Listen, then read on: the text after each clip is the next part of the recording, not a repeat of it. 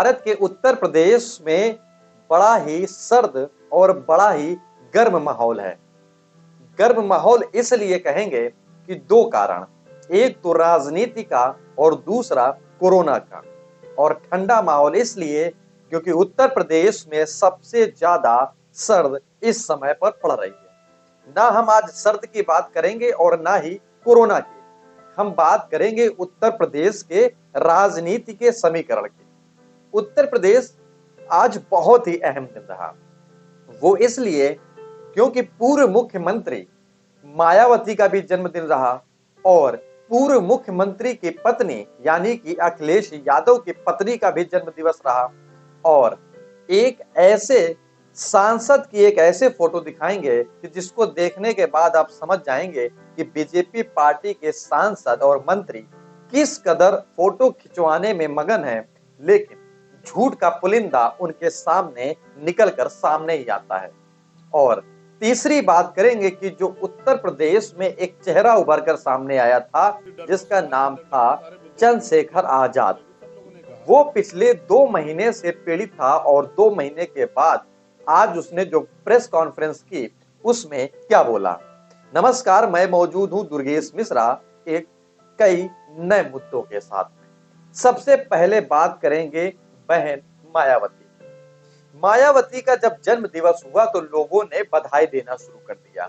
हालांकि अखिलेश यादव ने भी बधाई दी और भी अन्य लोगों ने बधाई दी। साथ ही साथ डिंपल भाभी को भी नहीं छोड़ा, यानी कि उनको भी बधाई की कतार लगी हुई आप सोशल मीडिया पर देख सकते हैं। लेकिन इससे ज्यादा जो अहम बात वो निकल कर आई उत्तर प्रदेश में, जो उत्तर प्रदेश में चुनावी समीकरण में 100 यानी कि जो बीजेपी पार्टी ने अपने उम्मीदवार उतारे हैं उन बीजेपी पार्टियों में से योगी गोरखपुर से लड़ते हुए दिखाई दे रहे हैं, यानी कि सीट कंफर्म हो गई है। और उस गोरखपुर के सांसद रवि किशन की एक जो फोटो वायरल हुई उसको लेकर वाकई में बीजेपी पार्टी में थू थू अब दिखाई दे रही है। वो इसलिए कि अगर आप इतिहास को पूरे दें तो शायद ऐसी फोटो पहले कभी नहीं देखी होंगी जो फोटो में अब देखने को मिलेगा। वो फोटो भी हम दिखाएंगे, लेकिन उससे ज्यादा खास बात यह है कि क्या बीजेपी पार्टी ने फोटो सेशन का अपना एक एजेंडा बना रखा है क्या। 2 दिन पहले प्रदेश के मुखिया योगी आदित्यनाथ ने भी फोटो सेशन कराया जिसमें दलितों के घर खाना खाया। दिन बीता ही था कि वहां के सांसद रवि किशन, जो भोजपुरी के अमिताभ बच्चन माने जाते हैं और किरदार निभाने में बहुत माहिर माने जाते हैं, लेकिन इस किरदार में वो फेल हो गए।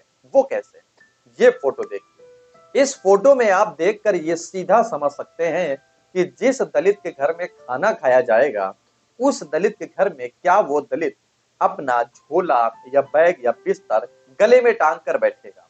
शायद आप सोचेंगे तो उसका उत्तर नहीं ही निकलेगा।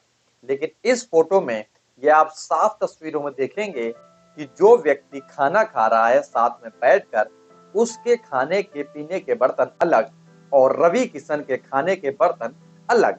हालांकि ये तो आम बात है, लेकिन शायद वो झोला देखकर आप समझ पाएंगे कि क्या ये व्यक्ति उसी घर का व्यक्ति है या कहीं से लाया हुआ व्यक्ति। शायद आप नहीं समझ पाएंगे, लेकिन हमको ये जरूर पता है कि आप समझ रहे होंगे और उम्मीद करते हैं कि कमेंट बॉक्स में लिखकर बताएंगे कि क्या ये तस्वीर सही मायने में है या गलत मायने में। हालांकि तस्वीर आपको बड़े बड़े चैनलों में ये नहीं दिखाई देगी, लेकिन उससे भी बड़ी बात, 2 दिन पहले जब योगी आदित्यनाथ ने खाना खाया तो उसके भी वीडियो बने, उसकी भी फोटो आई, तो उसमें तो देखा जा सकता है। लेकिन अब क्या चुनाव के पहले दलितों के घर खाना खाना, उनको मनाना, उनको रिझाना, क्या उत्तर प्रदेश की राजनीति में ये चलन चल चुका है कि आप दलितों के घर खाना खाएं, फोटो खिंचवाएं और लोगों को बताएं कि हम दलितों के साथ खड़े हैं।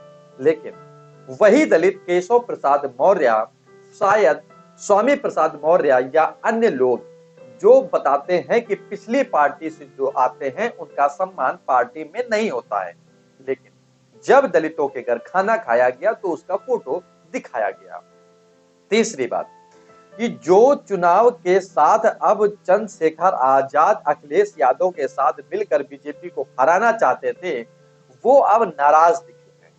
नाराज इसलिए दिखे कि वो इंतजार कर रहे थे पिछले महीनों से कि शायद अखिलेश यादव ने जैसे रालोद का साथ पकड़ा, जैसे जयंत का साथ पकड़ा, वैसे ही साथ पकड़ेंगे चंद्रशेखर आजाद का और बीजेपी को हरा पाएंगे। लेकिन ये आप वीडियो देखिए और सुनिए कि क्या कह रहे हैं। लेकिन अंत समय में मुझे लगा कि अखिलेश जी को दलितों की जरूरत नहीं है। वो इस गठबंधन में दलित नेताओं को, दलित लीडरशिप को नहीं चाहते। वो चाहते हैं कि उनको दलित वोट करें। लेकिन मेरा डर ये था कि अगर दलित उनको वोट कर देंगे तो कल जो उनके ऊपर एक आरोप पिछली सरकारों में भी रहा, क्योंकि मान्यवर काशीराम साहब को मैं नेता मानता हूं, उन्होंने भरोसा करके नेताजी को मुख्यमंत्री बनाया, फिर क्या हुआ आपके सामने।